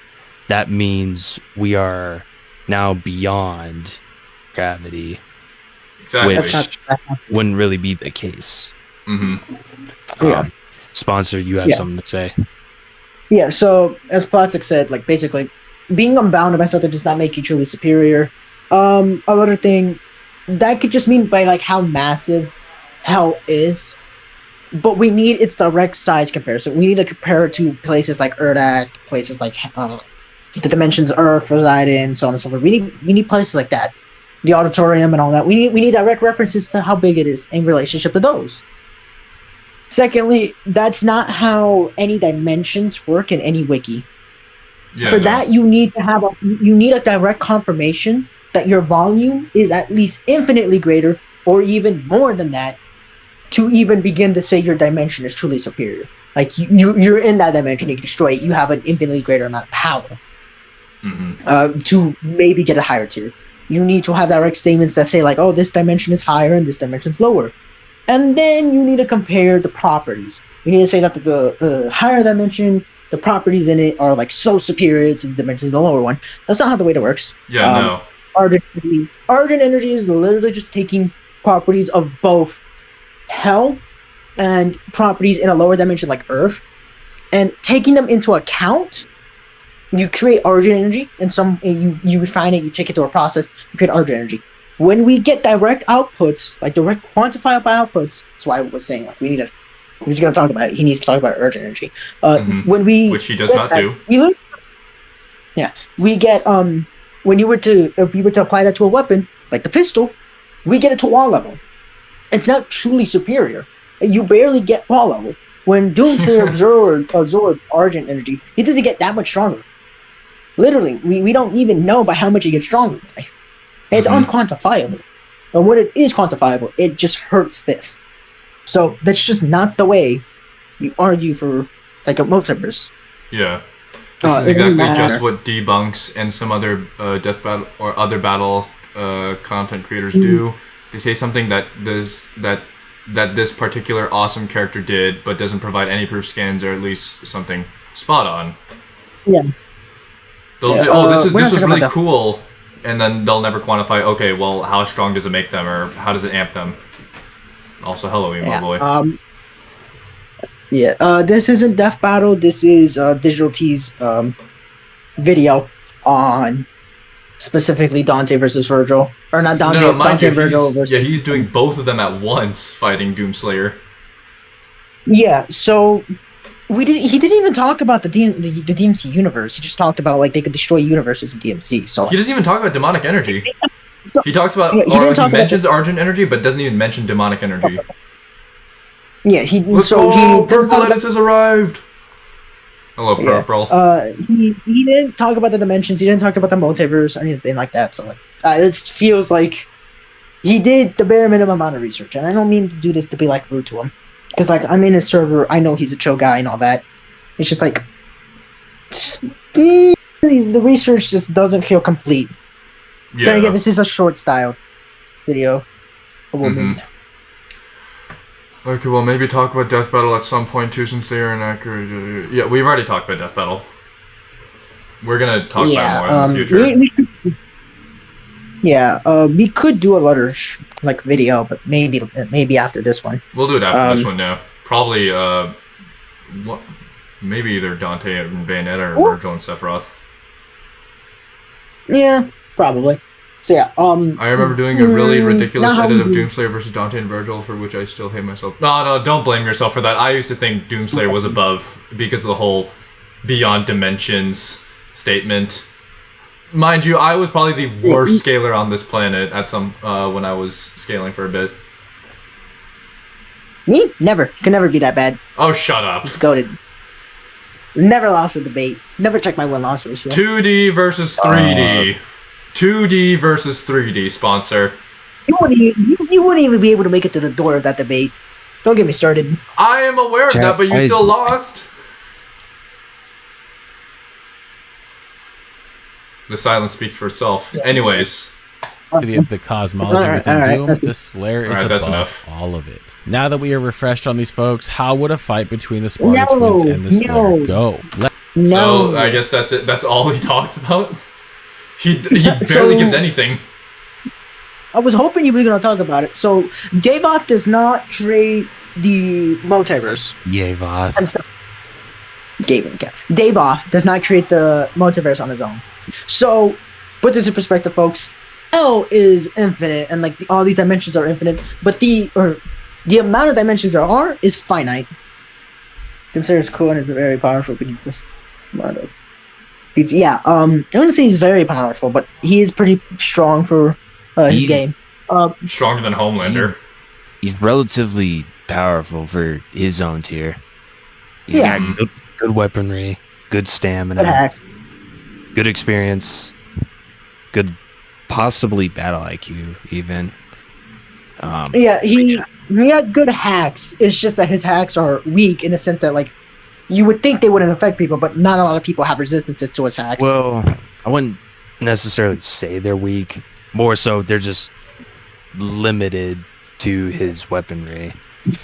Yeah, but I would say because like one of his best hacks or his best abilities is literally just inflicting radiation on you.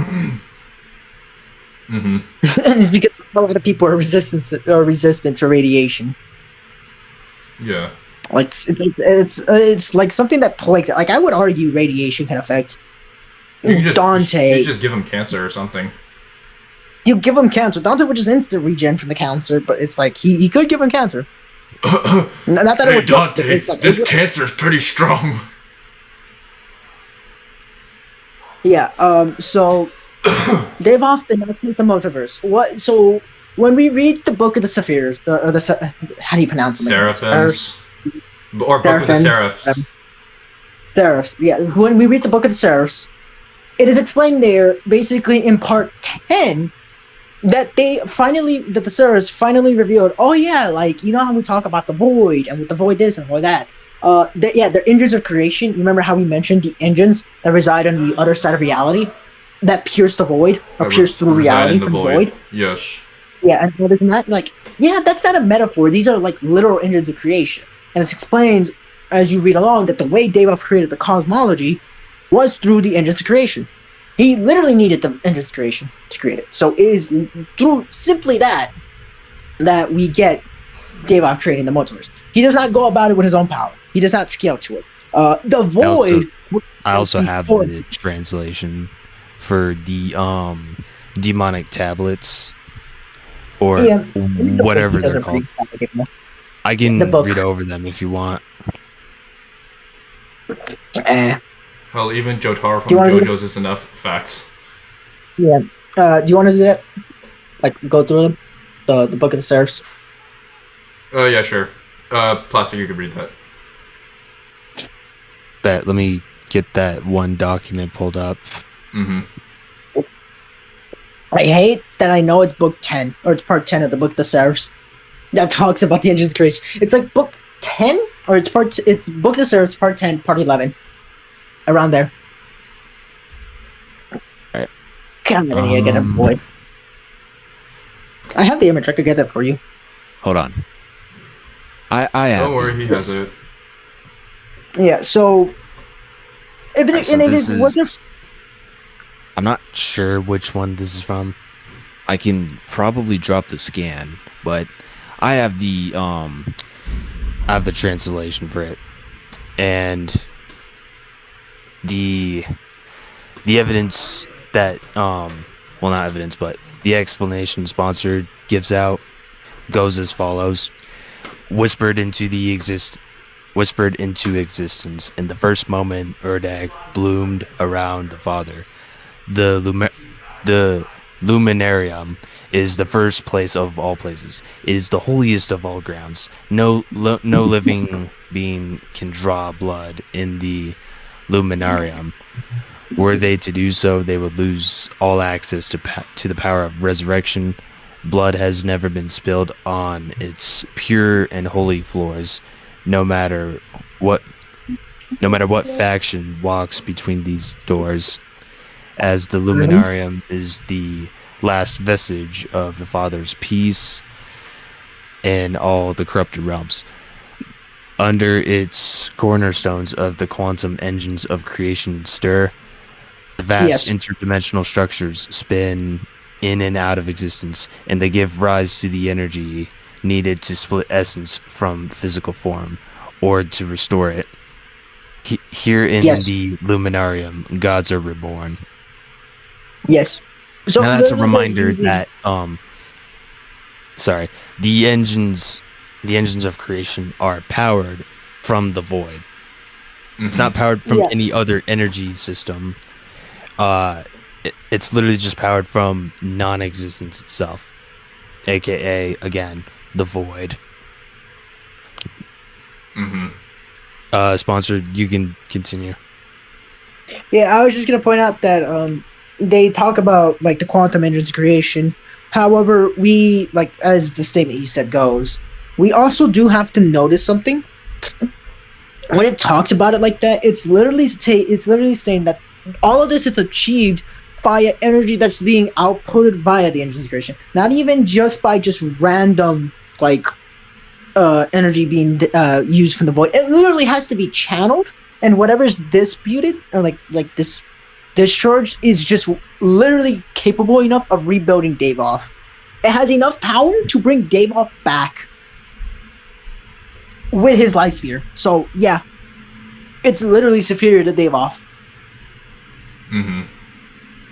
So there's that one. I could get the part 10. You want me to get the part 10? It's not necessary. He already put it. He already read enough. Okay, yeah. Let's just move on. So, yeah, we did not even go over like the DMC multiverse. We just talked about they mentioned this, or we just glossed over it all. Went directly into the DMC multiverse. You didn't even try to quantify Doomslayer's speed. It's like the classic. He's gonna give the Maker's argument. I don't think so. No, he goes over it later because I've seen this video before. Well, okay. Let's just move on to it. May God rest on his soul. Let's get basic because and God, go over the stats with who has the advantage.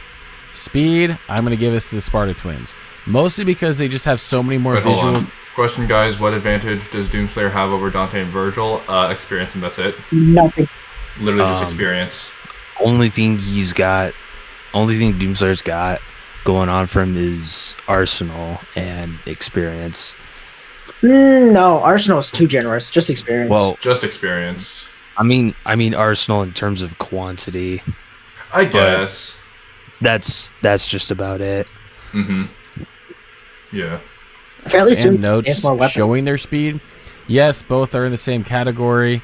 But even if they were, there are two here, and that's what we're going to go with. But we got to remember that the Slayer fought the Ka Maker and Samur, who are seraphs that are capable of traveling through creation, which would include hell and... they did not travel through creation on their own. They used portals. So, even assuming they did travel through creation, we have absolutely zero evidence to quantify or even measure how much of the multiverse they truly traveled through, or how much of a universe they traveled through. Yeah. So, for the people out there, people in the chat, when we talked about the Luminary and we talked about So there was a mention about the workshop. Davov literally hunkered down in an area, and that was his workshop. And from his workshop, he just spun and used the engine's creation to create the dimensions of reality.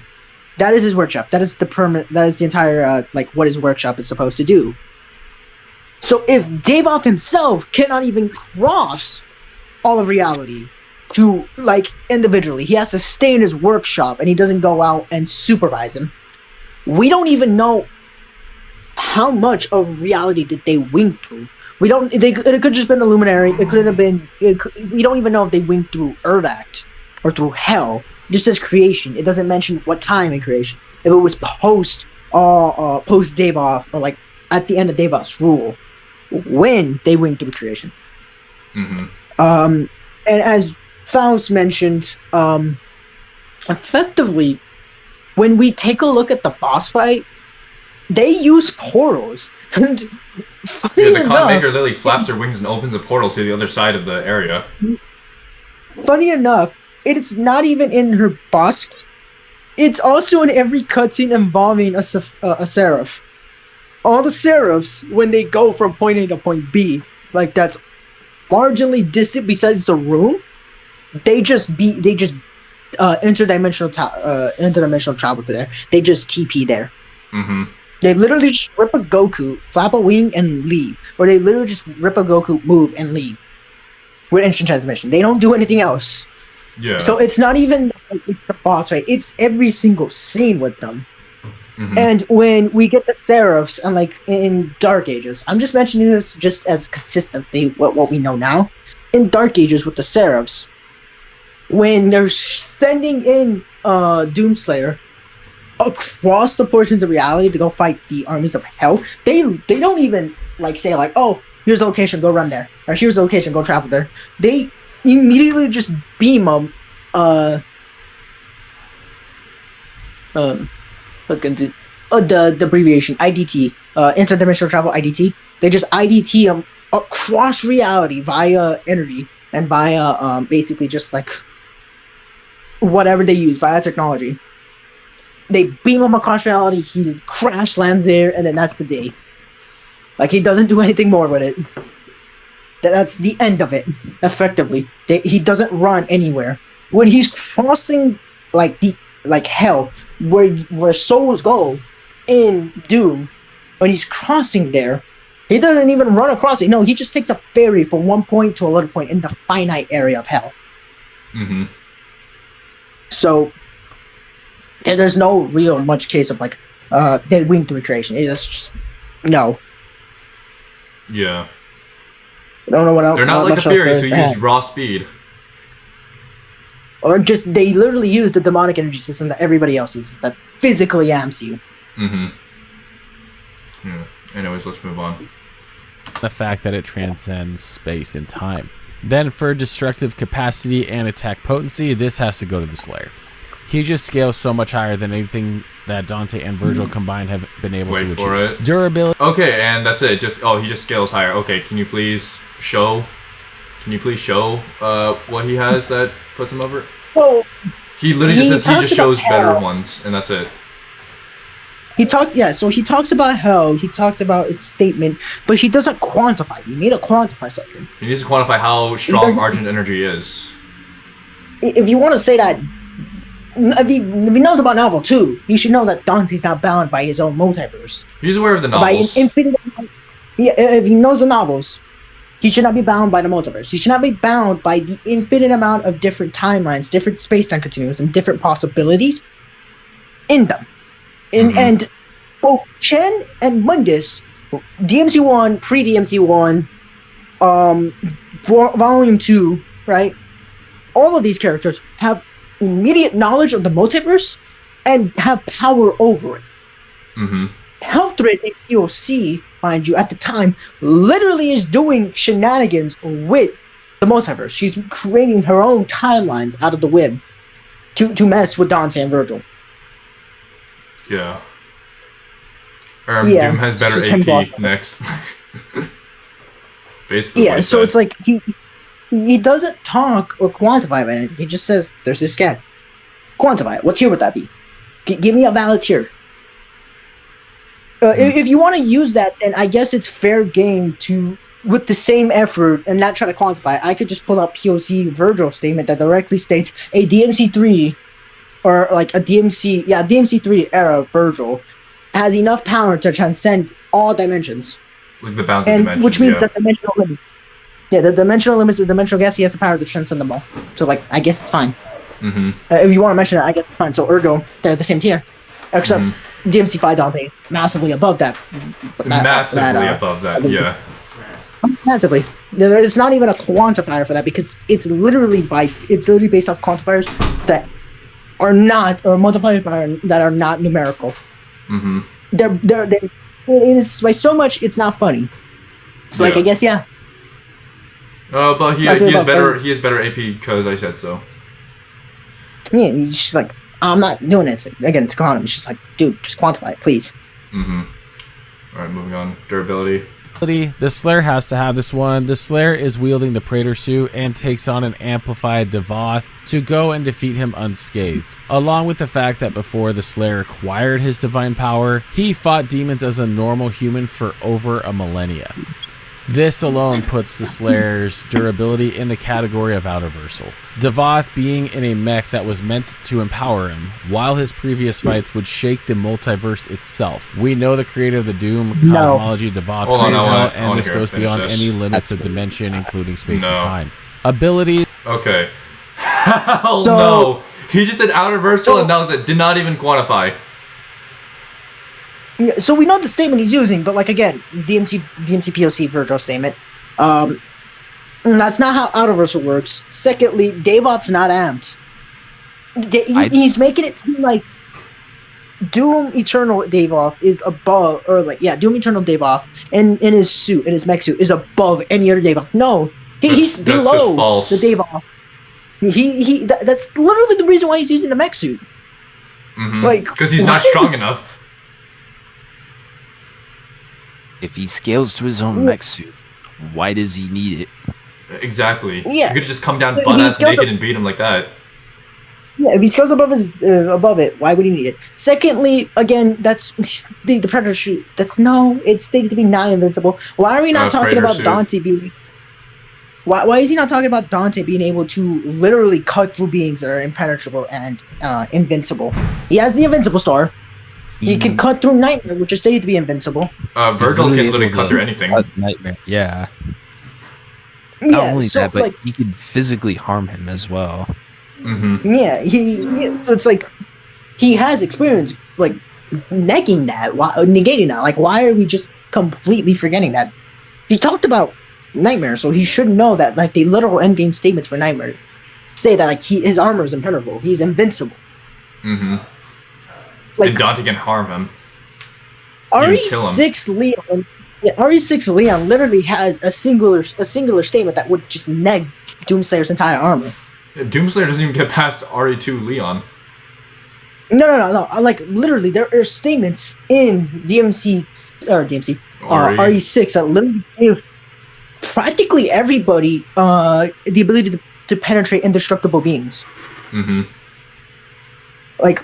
And they're being full-on serious about this. I mean, this is stated by Leon and Jake, and even Leon's like, "Dude, I thought you were joking." So it's like, yeah, mm-hmm. That's why his own admission. So that's not even a tier; it's just an ability. Mm-hmm. So like, why would you say that's durability? That's not actual durability. That's not his natural defense. That is what his Predator is capable of. Mm-hmm. Praetor. But yeah, Praetor. Giving durability to Doomslayer just because he simply has an armor is such a shitty excuse. It really is. Yeah. I want to point this out. If the Praetor suit was so powerful, or was like so much weaker than Doomslayer's durability, why is he using it? Yeah, what's the point of because using it? we know the reason why he's using it, because it's actually good. It's like it benefits him. Mm-hmm. Right? He needs people like to bring up like his people bring up like his fists are strongest weapons. No, that's not actually true. That's actually objectively false because there's no statement for that. That's just pure baloney. Because he's been using weapons since he's got his divinely powers. Mm-hmm. He objectively needed weapons to even damage the Icon of Sin. Yeah. So like, no. Also, I do want to mention the Icon of Sin real quick. People say that his existence was the reason why the entire universe, or not universe, all of hell was falling apart. That's wrong. It's not his mere existence. It's that for some reason, when he spawns in, there's just this massive ass black hole that spawns the moment he comes to fruition, and then that black hole it just follows him and basically destroys everything, which would probably kill the Icon of Sin too. So yeah, because the exact same was had the Icon of Sin like existed long enough, the black hole would destroy the universe and everything in it. That would mean that the Icon of Sin would have to be in that universe for that to happen. Meaning he would die if that would have happened. Basically, whole Ragnarok situation. He doesn't scale his own thing. Yeah. Let me pull up the codex. He can't even destroy. Yeah, he can't even destroy the universe of its own volition. Mm-hmm. It's only specifically tied to that. Yeah. So we wouldn't even ordinarily be able to get him there. Mm-hmm. I'm gonna mute up. The Icon's presence warps reality, damaging the implicate order of our dimension merely by existing within it. If the Icon is allowed to remain unchecked, it would lead to the total devastation of Earth, followed by a breakdown of space-time around the planet. The resultant black hole will eventually drag our entire universe down, casting it into the mouth of hell as conquest to be absorbed by the Dark Realm. He hasn't even scaled his own black hole. So...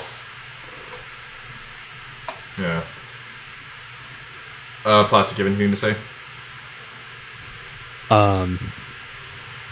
Nah, not as far as I'm aware. Alright. You want to go on, or do you want to wait for sponsor to come back? I think we could wait for sponsor to come back. Sure. How are y'all doing today?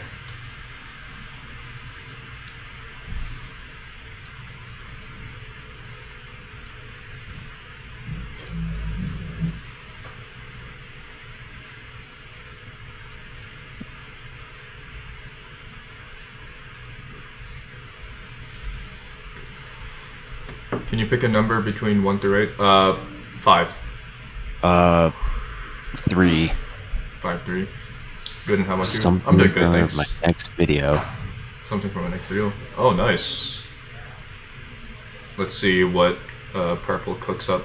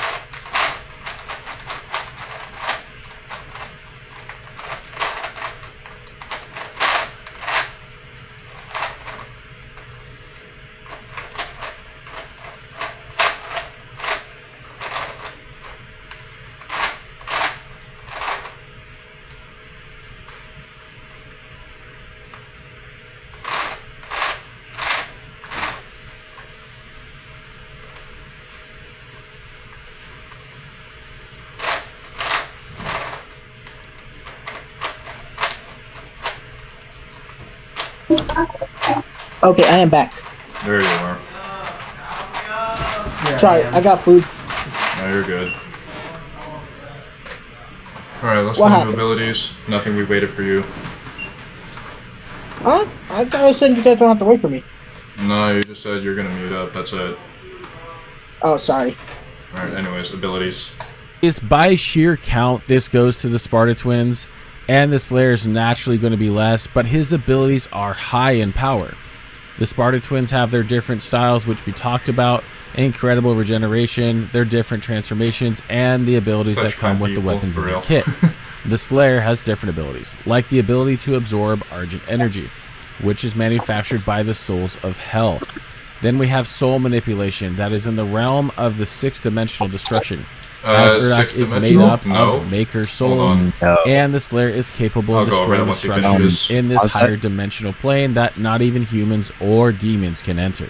With weapons. Okay, yeah. No, not sixth dimension. It's the sixth dimension Devoth created. The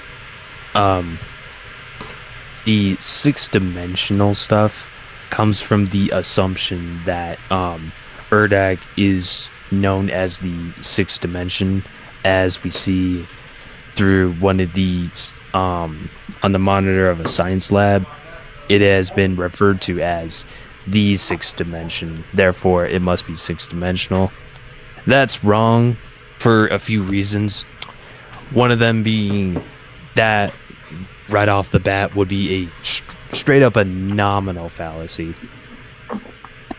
That's kind of like implying DC would be 6D at best, because there's a highest plane of existence called the sixth dimension. Or hell, that's like saying Guilty Gear scales to 12th dimensional because there's a fighting map called the 12th dimensional flux laboratory, when it's not even its own separate dimension. It's literally just the name of a lab. That's all it ever is. The second reason being is that we have no proof that it has any qualitative superiority, much less any higher dimensional statements to truly quantify its sixth dimensional nature. Therefore, by any means, we can most likely just dismiss that without any further consideration. Yeah. Yes. I would like to point out that realistically, the higher, so because there are statements that Urdak and all that is considered a higher dimension, but it also has statements that it's lower. The reason for this is because the engines of creation can physically, through some quantum manipulation, there you go, can physically, through quantum manipulation, place Urdak both higher and lower. It's just a physical location where they're placed. And it's not aspects of the realm itself, in terms of like being like truly superior. What else? What else did he mention actually? Soul manipulation. Oh, yeah, soul manipulation when he uses soul the, manipulation stone. that is in the realm of the sixth dimension. Yeah, soul manipulation that is within the realm of the sixth dimension. Wait a minute. Destruction. Wait. Then we have soul manipulation that is in the realm of the sixth dimensional destruction. Sixth dimensional. How does being the sixth dimensional mean 6D? It Anyways, doesn't. You have to quantify it doesn't. that. Yeah. But sorry, because I'm reading. He doesn't go over the soul manip. It's not even inherently sixth dimensional in nature, as I've got through earlier. Yes. Yeah. So another thing, DMT does have soul manipulation. This is something like, I don't know why he would talk about it as if DMT doesn't have it, or why like mention it like Doomslayer would also have it, but no. So it is only through artifacts pertaining to like you have to be of a certain race to be affected by it, Mm-hmm. which is the shield, and then he has a specific weapon that has a specific modifier that can attack spirits. Dante, just by the act of conceptual manipulation, by renaming demons, can change their entire like existence to the point of changing their souls. It changes the essence of a demon, essentially. As what we've seen in the DMC3 manga. Mm-hmm. And the DMC4 game and novel with Nero. So I don't know why he didn't mention like that. Like he mentions it as if they don't have it. Yeah, so DMC has it. Like it's the soul eaters that Dante fights literally are just pulled apart souls that demons flock to. It's like an amalgamation of the souls of multiple different demons. Devil arms are the literal souls of demons. What else? Right. The Neo generators literally are powered by souls. Mm-hmm. And demons consume souls to get stronger. The Savior can also passively melt down souls of anyone it has captured. Mm-hmm. Like it did to Nero. Yeah, so again, don't know why he's mentioning it as if like this is something like DMC has no response to. Sixth dimension doesn't make sense. What else? Go ahead, play it, that way I can hear. As Urdak is made up of Maker souls, and the Slayer is capable of destroying the structures in this higher dimensional plane that not even humans or demons can enter. With weapons, this can go That's it. No. No, so if you want to say that, then you're debunking that hell is a higher dimension, because hell is stated is hell is superior to Urdak, because it's deemed to surround and engulf it. Mm-hmm. It's just that no one scales to it. Well, yeah, so you would be debunking that hell is a higher dimension, which you hang on for outerversal. Mm-hmm. But that's not accurate. Yeah. What else? Humans and demons can enter. Mm-hmm. It's just through a specific process, and it's not through superior technology, like higher dimensional technology. No. The higher dimensional, again, it's just that it's physically located higher. Mm-hmm. Beings who have any sort of sentinel, which just means origin in general, energy can enter. They just need a specific, like a specific access point. Mm-hmm. If I remember Right, correctly, like, I think it wasn't that they just physically cannot enter. It's they can enter. It's just the issue, like they're stopped. Like there's some rule or something. Yeah, there is a treaty, or there's like something to literally stop them in place. Mm-hmm. So that does not make sense. Yeah, he clearly didn't read all of it, so... let's just move on to weapons. hand in hand with abilities for the Sparta twins, but for the Slayer, and the two most impactful weapons he has is one, his fists, and then the Crucible. When fighting against titans that are described He could have mentioned the BFG, but okay. as immortals, the Slayer is able to defeat them, and when used the Crucible to subdue them indefinitely. Now that we have gone over everything, who wins? The two Immortal in what way?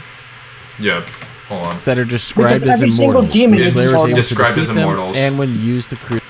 Yeah, can you explain how they are immortal? Do they It's like- regenerate? There's like Are they beyond the different concept of death? types of immortality. Yeah, there's It's like- many No, layers. It could just mean they don't age conventionally, Mm-hmm. or it could just mean that they are capable of living without vital organs. Mm-hmm. Yeah, because people say like immortality is a curse, not a gift. They don't mean like you can't die if you get shot in the head. They just mean like you don't age ever. Like you could be 1 billion years old. They're just saying Hell. you don't age. Yeah, It's only in the sense that you can't die from natural causes. You can only die from unnatural causes like getting ran over, getting blown up, being torn to pieces, so on and so forth. Yeah. Yeah, so, which wouldn't matter because every single demon has that. Basic fodder demons have that in DMC. Mhm. Beings with just enough of energy have that. So Yeah. they, eternal aging, or type 1, eternal age, because they can live for a long time and show no deterioration. Type 2, they can live, without, like, vital organs. Dante in DMC4 was shown to be very well alive and not even anywhere on the brink of death when he gets stabbed by his own rebellion. Mm-hmm. He gets shot in the heart by Lady. He also gets shot in the head. Yeah. Also, hello, Yuzakura. So, hello, Yuzakura. Ooh. They can survive any injured. Yeah. They can. Good. Now, even if they were somehow to be dead, they can just resurrect themselves and come back from the dead. Mm-hmm. Yes. The golden orbs is said to be transcendental to the, or not even transcendental. They transcend the concept of the very cycle of life and death. Mm-hmm. Nero is stated to have been brought back to life after coming into contact with an object with enough demonic energy, Yamato. He visibly dies, he regenerates, and he's just dead, and he's still able to regenerate from that. These beings are still able to regenerate from having their body completely melted down, plus having their entire soul and name wiped out. And Dante just came back from nothing. Yeah. And Dante can still hear him scream. Mm-hmm. It's literally stated that while he's outside the Savior, Dante can hear the screams of Nero while he's inside of it. He's just screaming Kyrie. Yeah, so I don't get why he's like talking about immortality. We're not going to mention DMC's immortality. He's saying he's acting like as if DMC doesn't have any immortality. He did that with the soul manipulations. No. Mm-hmm.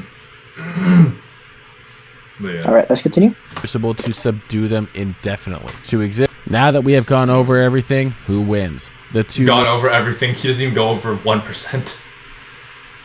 most powerful demon hybrids to exist, or the man that made hell. He doesn't even go over the novels, and he's well aware that the novels exist. He doesn't even mention Chen at all. Oh shit. Demon hybrids to exist, or the man that made hell fear for its own life. I'm going to give this to the Slayer. He just has too much durability. His speed is pretty relative to them. His weapons and strength can outdo both of the sons of Sparta and... No. No, he never quantified how good his durability is. He just says, go ahead and this and that's it. Go ahead and justify that for us, please. Mm-hmm. Just hand a random statement. Tell me like what tier it correlates to, and logically explain it. Like, give me the dimensional requirements. Give me all 5 of them. Mm-hmm. You guys go ahead and continue. I'm gonna throw. And I do not see a way that the twins are able to come out on top. He does not see a way that the twins are able to come on top. Like, if you were to describe these feats to literally anyone, they would think that the Dante and Vergil would win. He gave literally, like, the proofs he gave, even for Doomslayer, they aren't really that good. Nothing he gave puts him at outer versal. Genuinely nothing. Even just giving him the benefit of a doubt, at most is just gonna put him at multiversal. Like 2C or 2B at best. So I don't even know what the fuck he's talking about. I don't even know what the hell dude was smoking there. Honestly, yeah. I want whatever he was on. Shit, I need something stronger. Like cocaine. I mean, I'm not gonna say he hates DMC because most of his stuff is about DMC. But he treats DMC like this just because Doomslayer is wearing a shiny knight armor and tries to aura farm with all those weapons he has in his hands. Yeah. I wouldn't even be surprised if that's the case. Like, don't even get me wrong. Doomslayer he's a cool guy. Yeah. Doom overall is still goated. I love the games. I grew up playing them. I just hate the fans. Oh man, I'm sorry. They glaze it too much. For what I did yesterday, or was it 2 days ago? What? Remember, I came in here and trolled you, bro. I'm streaming. No, you're good. I'm sorry, bro. I'm streaming Hope right now. Alright. I hope you're doing alright. Thanks, Jack. Anyways, multi-city block level. To be honest, Doomslayer. Yeah, multi-city block. Fans are just don't even get me started on fans. The moment you prove them wrong in something, all they do is just throw insults at you and just say you're retarded. Like, oh, I kid you not, that's how I was treated in Jack Reacher's server when I proved every single one of them wrong on the Doomslayer scaling. They all just started calling me retarded. And they, mind you, those are the same people who will not debate him on it.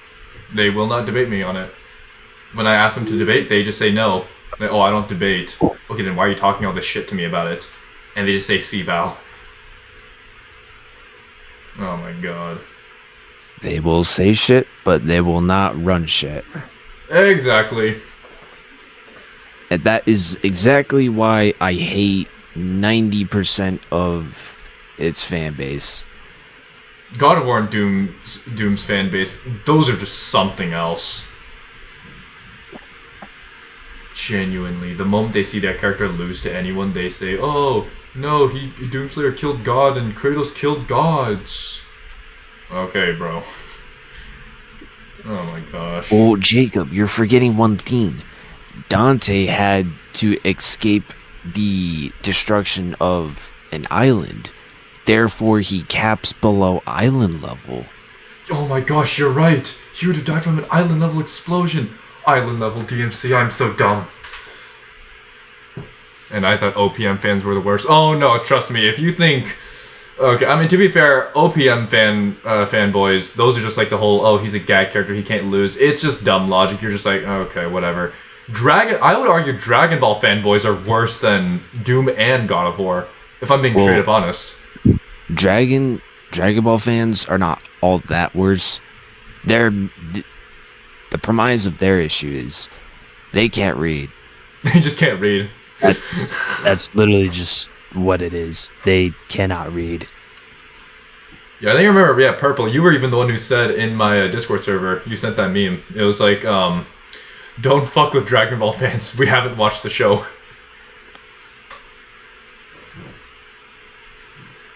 Don't mess with us Dragon Ball fans. We cannot read. Man. But yeah. I think that's where I'm gonna cut it. So I hope you all have a good day, and God bless.